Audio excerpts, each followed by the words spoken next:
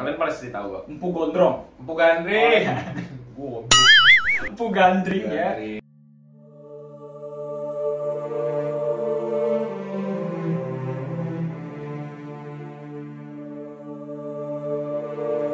Halo Sobat Before, kembali lagi bersama kita berdua di acara yang paling fenomenal, bombastis, fantastis, spektakuler, anti nuklir, anti perang, anti gatal-gatal. Kalau bukan di mana lagi? Bacot before. Bacotan Before. Oke, kembali lagi bersama kita berdua, orang paling gemuk sedunia yang bernama Cungkring. Gua yang paling botak sedunia. Botak ya. Iya, nah. Botaknya cuma dikit sih tapi. Botaknya dikit ya. Oke, Oke, kita bahas apa? kali ini kita mau bahas, masih ada hubungannya sama yang kemarin ya. Oke. Kita ceritain ya, antara kerajaan Sunda Galuh dengan kerajaan Majapahit ya. Kita akan bahas salah satu dulu nih dari kerajaan tersebut ya, Cungs. Kerajaan apa, Cungs? Kerajaan Majapahit. Jadi Oke. sebelum berdiri Majapahit sampai setenar itu, sejarahnya seperti apa sih kerajaan tersebut? Yes. Itu sih yang mau kita bahas. 20 tahun kemudian 1247, Yap. Ken Arok meninggal dibunuh oleh anak Tirinya. tirinya atau anak kandung dari Tunggul Ametung.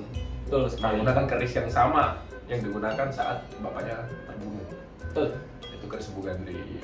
Nah, Diangkatlah Anusapati, bro, menjadi raja Tumapel Tumapel pada saat itu. Karena kan kosong nih kerajaan itu. Kosong dipimpin oleh Anusapati akhirnya. Betul. Cuma 2 tahun. Cuma 2 tahun doang. Ngapain aja 2 tahun? 2 tahun. Ada pilihan lagi pilpres itu? Nggak ada. Cuma ya gitu. Udah segaris. Oh. Udah segaris, ya. Jadi ternyata bro cuma 2 tahun doang. Akhirnya anak dari Ken Arok sama Ken Umang menyadari bahwa Ken Arok dibunuh oleh Anusapati. Iya, anak tirinya. Saudara tirinya gitu. Wow. Wow ya. Kesel ya. Ribet banget. Ribet. Anaknya Ken Umang sama Ken Arok akhirnya dibunuh. Yang bernama Tok Jaya. Ya. Tahu saat membunuh seperti apa, Pak? Tahu dulu ya, ngontek dulu. 1249. 9 tahun 1249. Beda 2 tahun kan tadi 1247 kan 2 tahun. 2 tahun. Nah, terus habis itu Tojaya berpikir, pembunuh bapak gua harus gua habisin juga. Oh iyalah.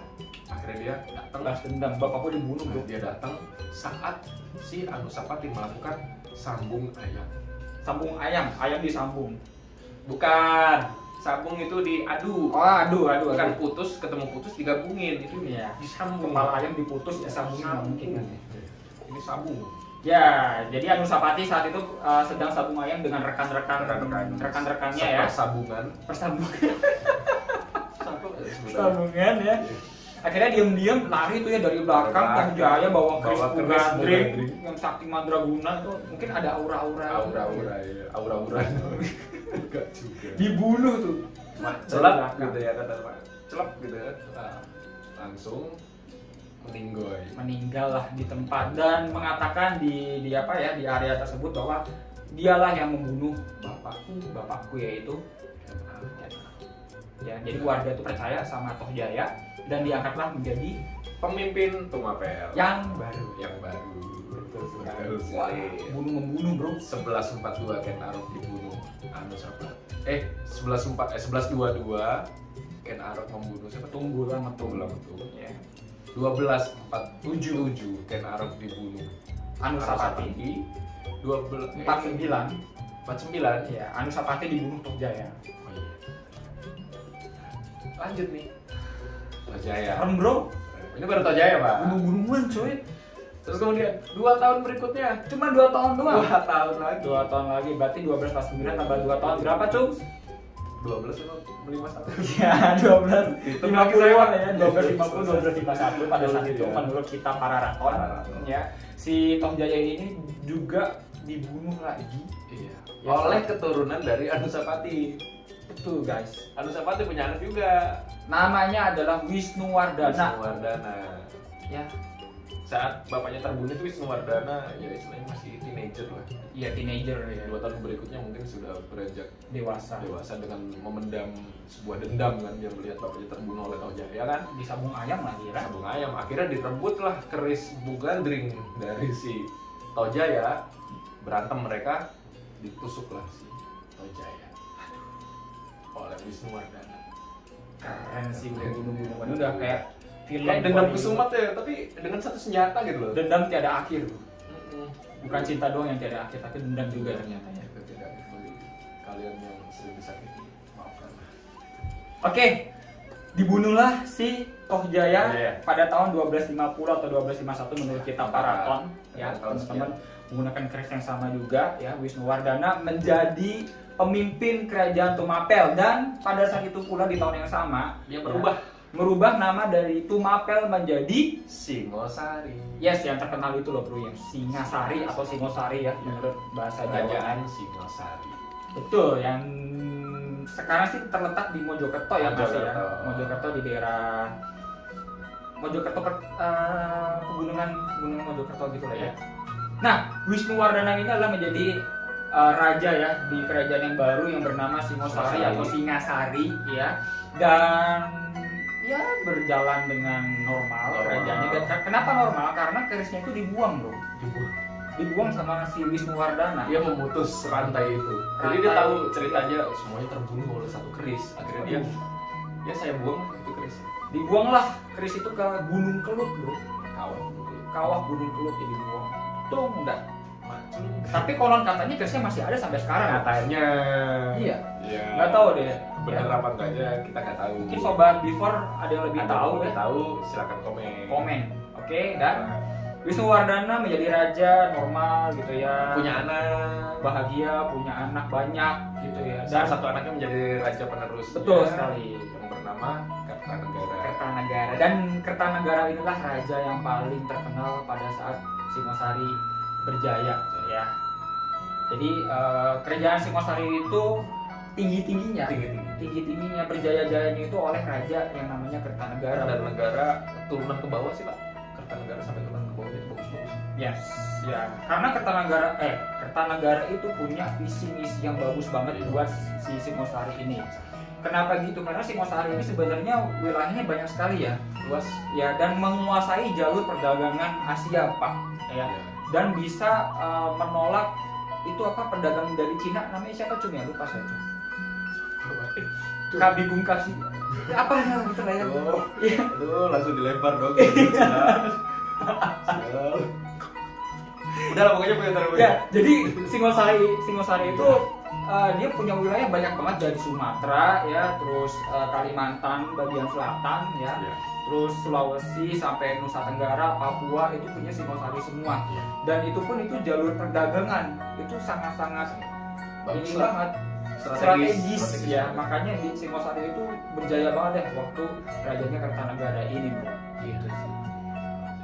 Oke, lanjut bro. Lanjut. Kertanegara ini akhirnya punya keturunan perempuan yang dinikahkan dengan seorang apa ya, keturunan dari Sunda Galuh ya, Pak.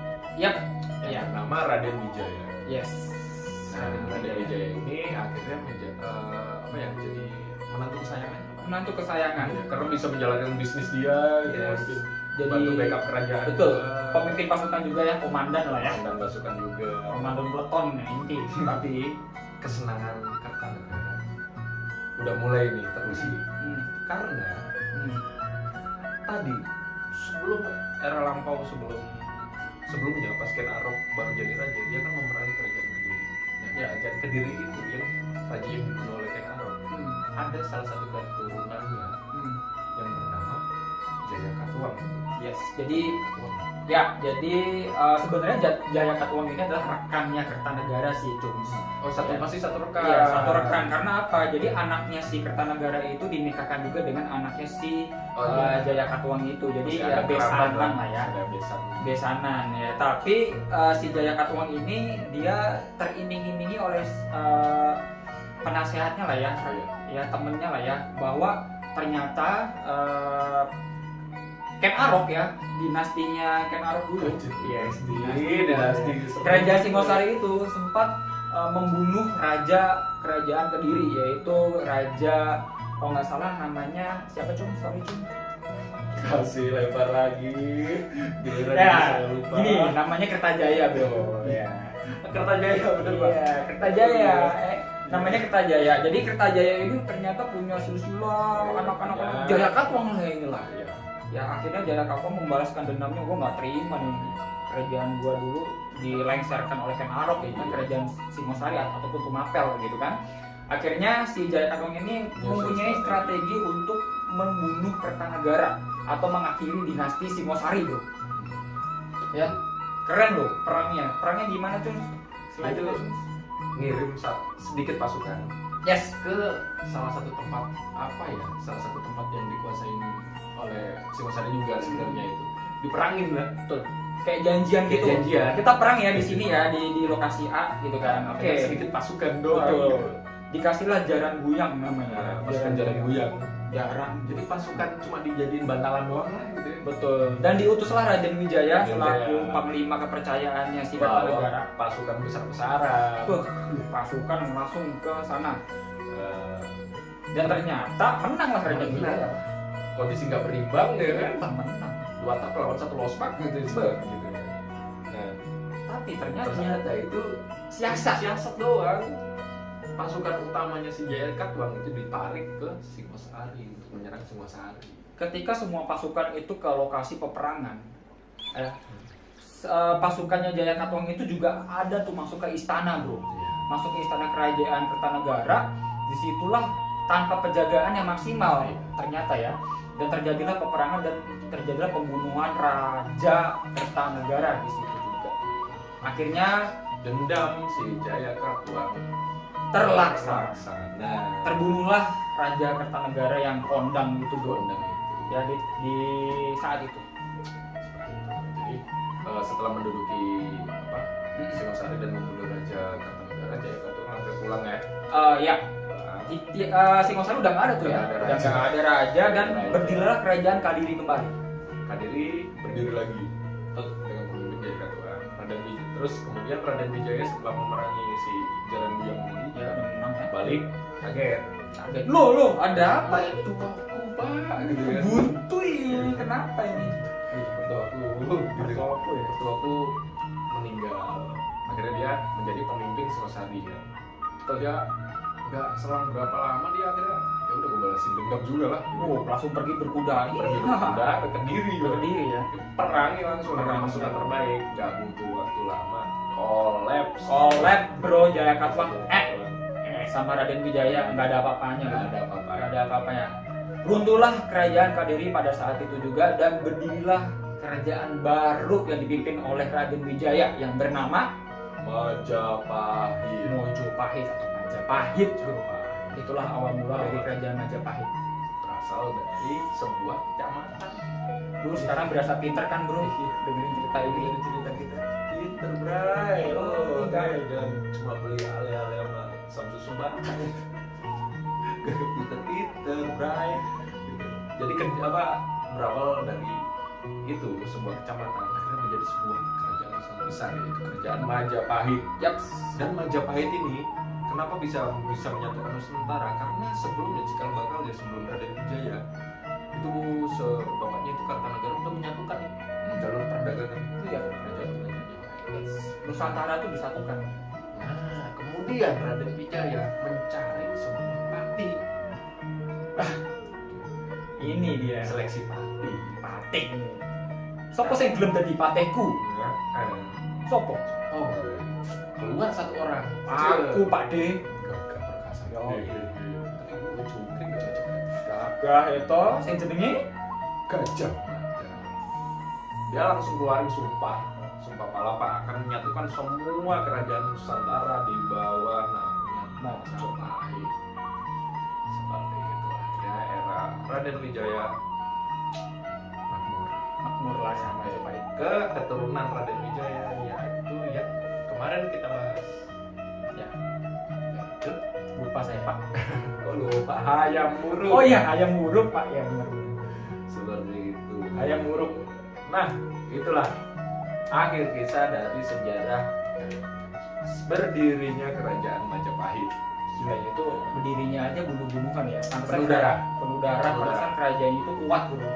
Kuat sekali. Karena latar belakangnya itu darah orang-orang sakti. Darah orang-orang sakti didasari apa ya? Dendam nih. Ya benar juga sih. Yang berawal dari apem. Emang ya semua pembunuhan itu didasari oleh semua apem. Semua pembunuhan didasari oleh semua apem. sebuah apem. Make sense. Coba nggak ngeliat apem bersih. Soalnya apemnya ini bro beda daripada apem yang Yang saya salahkan itu guru dari Kenarta gitu. Apa? Ini guru apa ini ya? Guru mesum. Dia pengen jadi raja, apanya harus lihat apem bersih, mesum banget. Enak ya jadi raja zaman dulu. Jangan Ya, bahas. jangan. Saya nggak. Masih enak sekarang. Enak sekarang lah ya. Istilahnya zaman dulu kan hukumnya hukum kerajaan. Kejam pak. Siapa nggak tertulis. Kalau sekarang kan hukumnya ada undang-undang. Nyawa balas nyawa kalau dulu ya. Udah ada macam-macam undang-undang, ada undang-undang ITE, ada undang-undang ini kan. Ya. Ya gitulah. Ada undang-undang nikah juga ya. Ya ada gitu. Oke. Gitu aja cerita Dari dari kita ya di Bacotan Before pada kali ini. Sejarah Majapahit ya atau Singosari. Sejarah Majapahit sendiri. Yes, jangan lupa tonton ya, sebarkan, luaskan cerita Majapahit ini ya. Kalau kalian pengen menambah wawasan, Betul. terus Teman-teman kalian juga butuh wawasan sih kayaknya, Ya. makanya harus di-share. Oke, jangan lupa suka juga. Di like, komen. bagi Bagi teman-teman yang ternyata memiliki kebenaran cerita yang lain, silahkan komen. Siapa tahu ada cerita dari kita yang masih kurang. ya apa atau mungkin cerita kita perlu direvisi ya, Udah mungkin revisi, komen aja. komen aja nggak apa-apa. Ya, Oke. karena kita melakukan riset cukup dari beberapa sumber sih. Kita juga bukan seorang pelaku sejarah, jadi kita tidak bisa membenarkan. Ya, saya cuma baca-baca Pak. Dan menceritakan kepada kalian semua. Ya, sampai ke bawah mimpi. Nggak usah diceritain deh. Iya, gak usah ceritain, oke. Dan bagi teman-teman kalau misal punya apa ya request, apa yang mau kita bahas berikutnya, nggak hanya sejarah atau bukan sebuah Apa ya? cerita Apalah yang kalian bahas, komen aja di bawah, akan kita kulik, kita bedah, kita kupas secara tuntas setajam silet. Itu TV seberapa? Iya, jangan Pak. Oke, Itu gitu aja dari kita. Gua Botak, gua Cungkring. kita adalah Before Production. Dah.